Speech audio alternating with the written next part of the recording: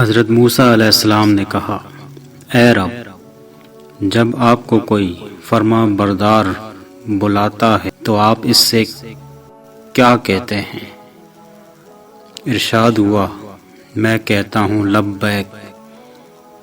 پھر انہوں نے پوچھا، جب زاہد کہتا ہے تب کیا فرماتے ہیں؟ ارشاد ہوا، میں لبیک کہتا ہوں۔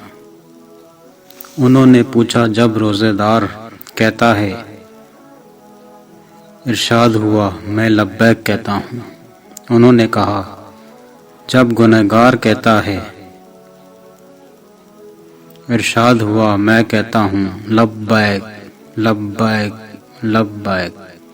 اے موسیٰ، ان میں سے ہر ایک اپنے اپنے عمل پر بھروسہ کرتا ہے اور گنہگار میری رحمت پر بھروسہ کرتا ہے، اور میں اس بندہ کو خالی اور ناکام نہیں رکھتا جو مجھ پر بھروسہ کرتا ہے، کیونکہ میں نے کہا ہے جو اللہ پر بھروسہ کرتا ہے وہ اس سے کافی ہوتا ہے۔